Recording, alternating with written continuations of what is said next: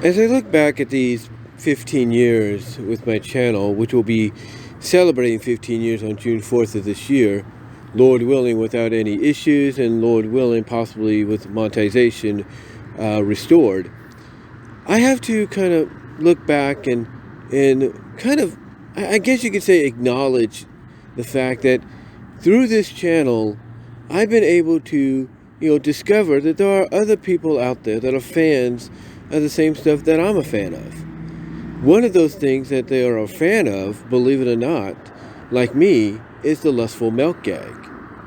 But what I found out throughout my 15 years, thanks to this channel, is they're fans of it, but in unique, different kind of circumstances. Like, basically they enjoy it happening, but they get a kick out of different ways that it occurs.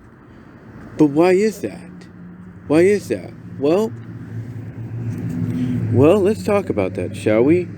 And kind of understand why that is. You see, when it comes to the Lustful milk gag, and I've talked about this before numerous times in this channel, it is a gag that, as TV Tropes basically puts it, is centered around a character, male or female, mostly female, no offense when I say that, or even when TV Tropes put it out there, because that's how they basically focus, their article, the Wikipedia on, or the description of it, on. But basically, the way TV Tropes put it, is the Lustful milk gag is a gag that utilizes a character, male or female, mostly female, where the character turns into a puddle of goop, or a pile of goop, at the sight of an attractive female or handsome male. Basically, they end up in this situation when they get amored, if you will. They kind of get, infatuated with this character. And there have been numerous, and I mean numerous, examples that even TV Tropes list that are out there. And there are some that TV Tropes doesn't list that are, that are out there. And, the question is, though, why? Why are fans like myself, behind this? Why do we get a kick out of it? Well, as I've said many times in the past 15 years here on this channel, I think it's mainly because it's more of a visual aid of, something that we know could never be done in real life. Like, there's an episode of Major Dad, which I think you can find on Netflix right now. You can find the Major Dad series on Netflix. There's an episode where he and his wife, and I've talked about this numerous times, they go on essentially a second honeymoon, and as they're kind of getting affectionate with each other in bed, she basically tells him that she's melting.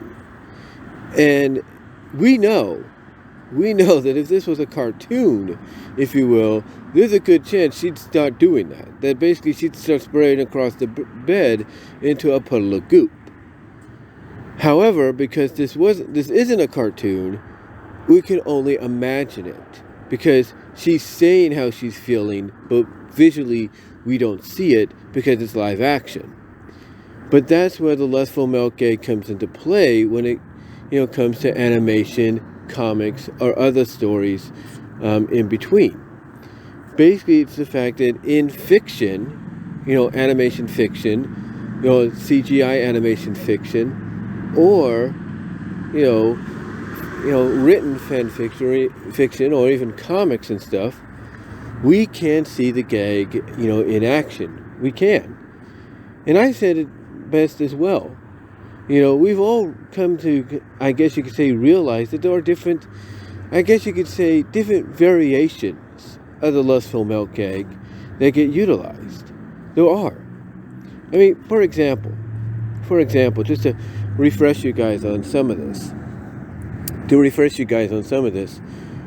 One of the variations of the Lustful milk gag is when a character melts into a puddle completely. They melt into a puddle completely, but then after a few moments they reform. A good example of this is Europe in 30 Minutes, which is a Tiny Toon Adventures episode, the original Tiny Toon Adventures, that is. And it's after Babs basically sees the royal couple, that being Charles and Diane, and she ends up melting into a puddle of pink goop. Well, basically a pink puddle.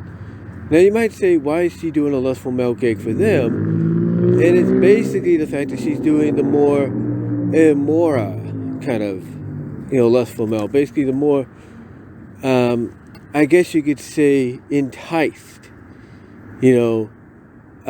lustful melt. Basically the more, I guess you could say more, I can't even think how you would look at it, but basically more of a amored, kind of more of a, my heroes, or, what a life kind of deal, to live, or would like to live kind of deal.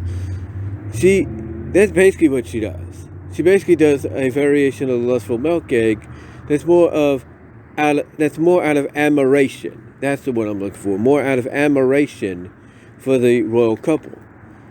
And it isn't until her friends, Buster, Plucky, and Hampton, run after the royal couple themselves, run through Babs as she's a puddle that's having little droplets of Babs splash all over, that after they do that, she ends up reforming.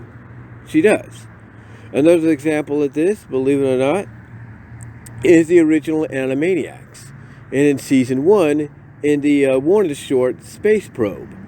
Basically, long story short on that, these aliens kidnap the Warners, and one of the things they do is they take Dot over to a machine, sit her down, put something like a little helmet on her, or basically a mind-reading helmet, to see what her thoughts are.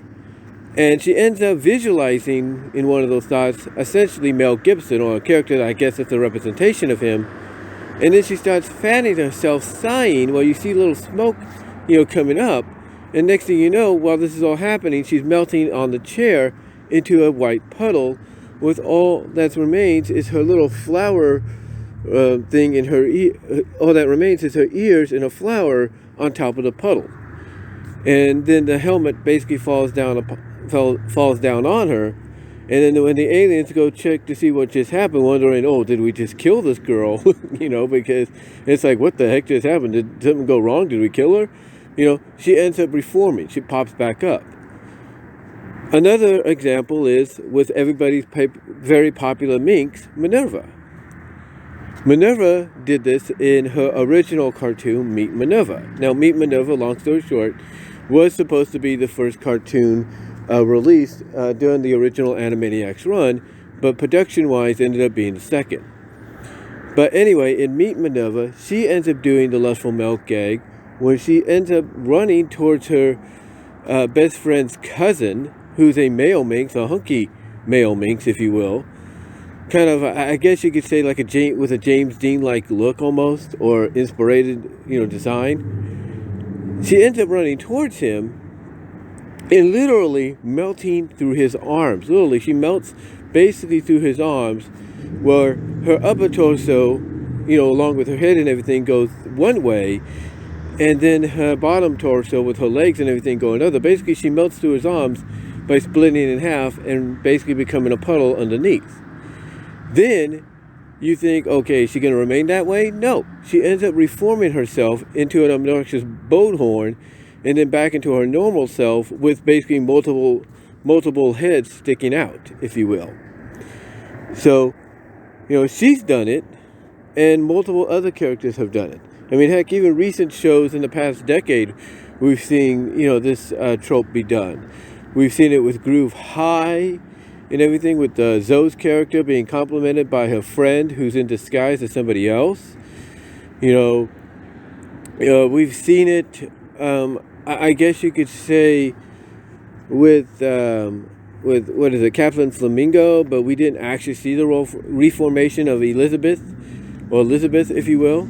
We just saw her melt and all that because Flamingo was testing out a voice, changer device on one of his friends, and the voice mode that he chose was suave, and I guess it causes a girl to melt and all that. Anyway, again, it caused her to melt, Elizabeth's character to melt, but we didn't see her reform. We saw her basically back to normal almost like a scene or so later. the point that I'm getting at is there's different variations, and a lot of people kind of do point that out. And, you know, not just because I pointed it out, but because others point it out and see it too. I mean, but probably the biggest, you know, variation as well, and one of the most well-renowned, is a variation, and I have a video on this too. I'll try to link the video at the end here. But there's a variation that's very well-renowned, and that variation is basically melting into a complete puddle and having to be reformed. Yeah. And I'm not talking like with previously where they have to be to where they reform on their own. No.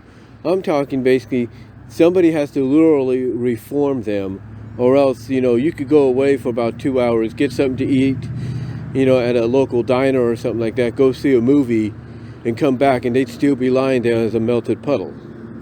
And there's been various examples of that throughout the years. That is no joke. That is no joke whatsoever, folks. No joke. Because, for example, going back to Minerva, the first cartoon of Minerva's that did air on Animaniacs, the original one, was Moon over Minerva. Now, both her and the character Wilford did the gag. Wilford did it and everything, but he was still able to speak and everything. He was still able to talk. Basically, he said afterwards that he couldn't feel his legs. Minerva, when she does it, not only does she say, you know, wahoo, my man, but she stands up straight and melts completely into a puddle, to the point that when she melts, yes, with a lot of the melting, the eyes close and everything. And unless, again, depending on the situations and everything, it was described to me at one point by somebody as taking like a short nap. Yeah, that's how somebody described it to me, basically.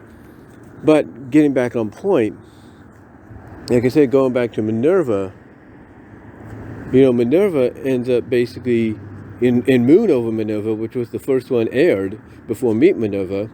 I know, confusing. She ends up doing her version of she ends up doing her version of the Lustful Melt, basically taking her turn at it.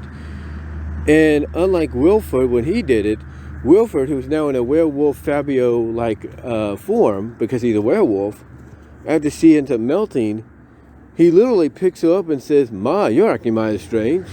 And as he's talking to her, he wrings her out like she's a wet towel just to reform her. Because again, if he didn't do that, guess what?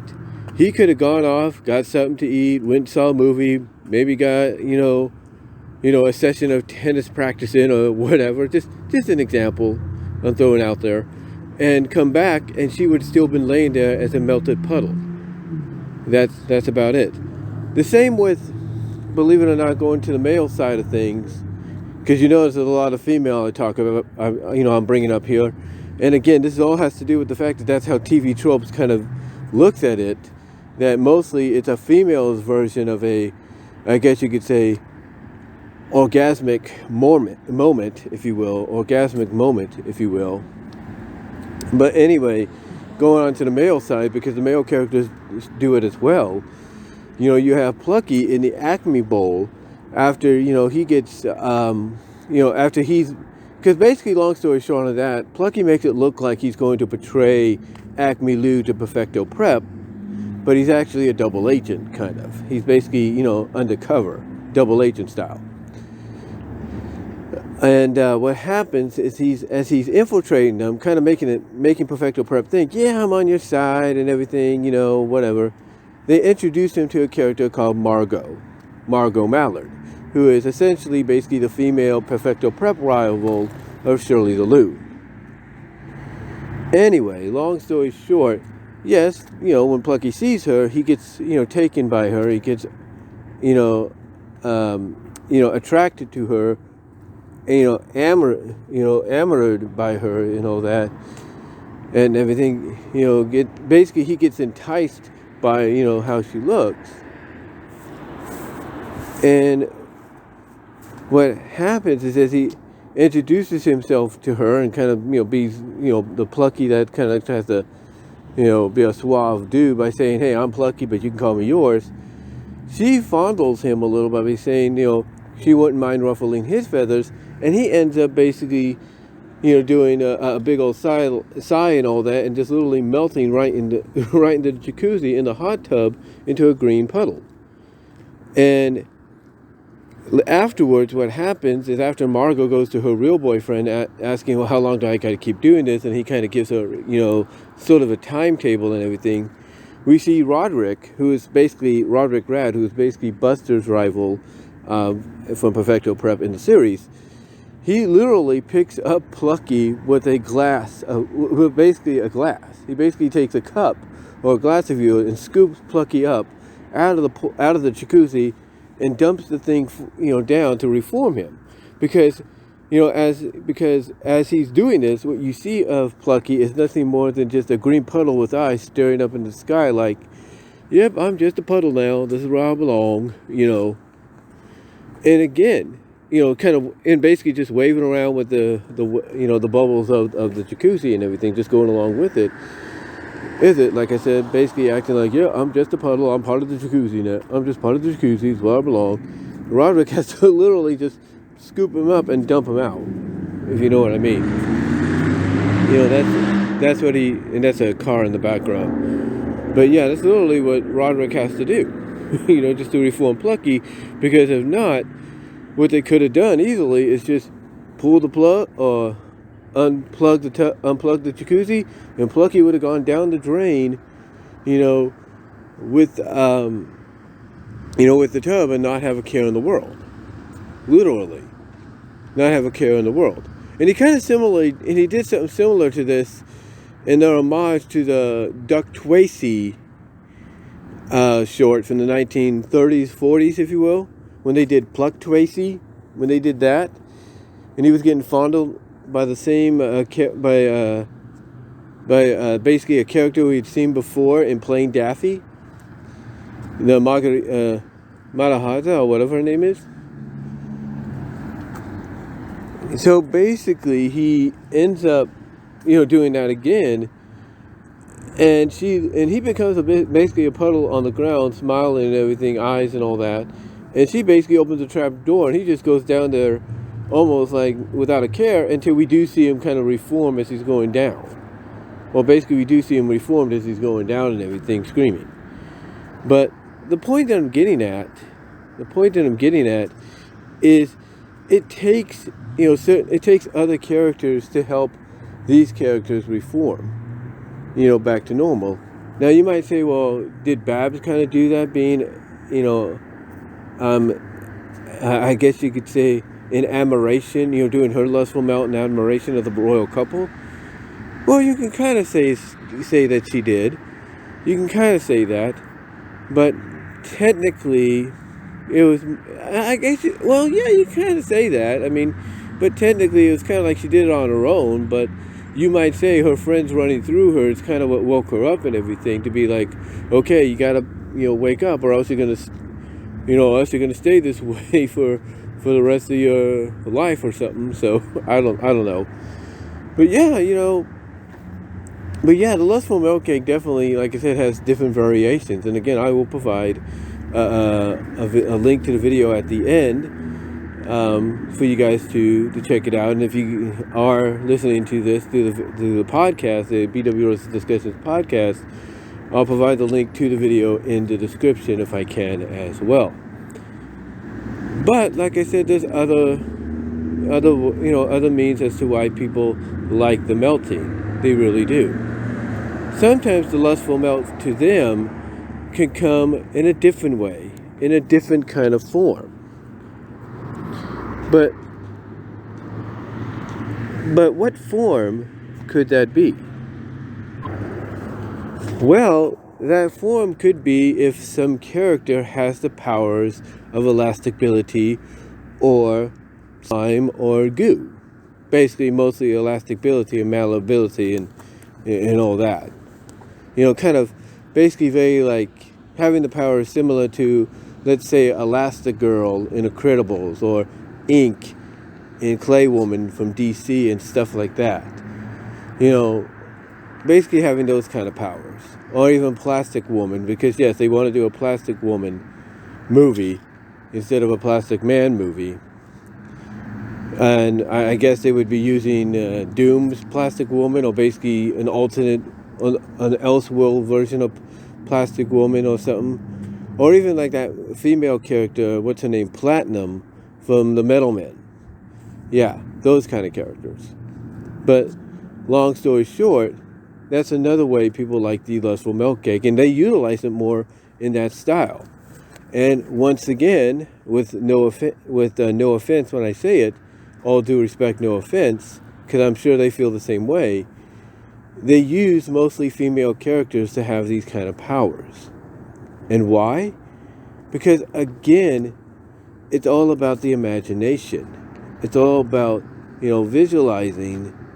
It's all about visualizing what potentially could be in let's say the comic they're working on, the animation they're working on, whether it's Flash 2D animation, Toon Boom animation, whether it's SFM animation, whatever you want to call it. It's all based on what they want to come up with from a visual style. That's what it is. That's what it comes down to. What they want to, basically bring, to the table. And it's also the same way when it comes to written works. Sometimes, just because you can't see it, unless somebody wants to do a comic adaptation of your story, in some capacity, just because you can't see it, doesn't mean you can't visualize it in your head. And that's how a lot of stories sometimes, comes to life with, female characters with these powers. Matter of fact, one of the stories that I follow a lot recently, and one of the buses just showed up right now, it's the 40 bus. Not the bus I take, which would be 45W, it's the 40 bus. But basically, long story short, like I said, one of the stories I've been following for quite some time, which is Metamorphosized to Malleability, that story has its main character with the powers of elasticability, shape-shifting, and all that. Basically being able to become anyone or anything she wants, including even, melting into a puddle of goop. That's basically what, what her character can do. And because in the story she has a fiance named Crystal, yes, a lesbian fiance, who is enamored and in admiration and enticed by her girlfriend Briella's powers, sometimes what Crystal will do when they get intimate in their stories, or in the moment, in the stories, basically, depending on, what the certain chapter or scene calls for. Basically Crystal will cause Briella to melt. Literally, she will do that. And there's more to the stories than just that too. There are other stories as well, besides Metamorphosis Malleability. In fact, when it comes to the Lustful Milk Egg, and everybody being behind it, people actually have dedicated, believe it or not, an entire month to this trope. They have. And instead of calling it Lustful Melting May, they just call it Melting May. Because they can come up with any kind of scenarios to play around with it, but at the end of the day, the thing that happens the most is a character, mostly a female one, and again I say that with all due respect, no offense, because that's what a lot of people use, in these stories. The female one always ends up melting into a puddle, or females, I should say, always end up melting into a puddle, no matter the circumstance. They do. In fact, there's a story that one person who dedicates their entire DeviantArt page to nothing but melting, or at least one of them. It's a commission they did called The Spy Who Shaped Me. And the main character is a shape-shifting spy that can also melt if they get into a certain mood. And, there's various moments in the story that they do, to the point that one moment has a melt basically into a puddle of goop, to to the point that the features like the eyes and face just ripple away temporarily, to just enjoy the relaxation they're in. And my bus has just arrived now. But anyway, long story short, guys. Long story short, like I said, guys, it's one of those situations to where basically,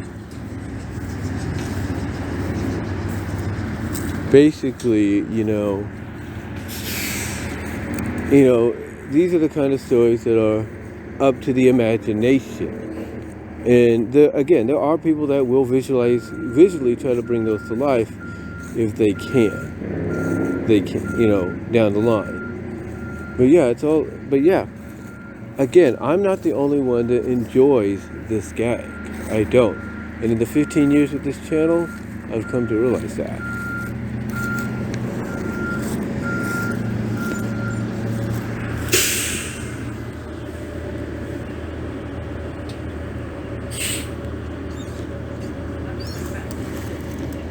Hold on for a sec. Sorry about that. I was trying to unlock my phone to pause this. But anyway, like I said, in the 15 years, in closing, that's what I've come to like about this channel and appreciate about this channel. The fact that I can actually, discover and find out through YouTube and through other various places that I am not the only one that appreciates and am a fan of the Lustful melt gag and the melting gag, in general. But anyway, though, guys, I'm gonna board my bus now so I can get home tonight, back to Newman. But let me know what your thoughts are. Let me know if any of you have been a fan of the Lustful melt gag. Let me know how you became a fan. What interpretations do you like of it, of the Lustful melt gag and the melting gag in general? Like what do you prefer more about it? When you're hearing about it or reading about it or watching it, what do you prefer more? And until next time, guys, I will talk to y'all later. I am out. Take care.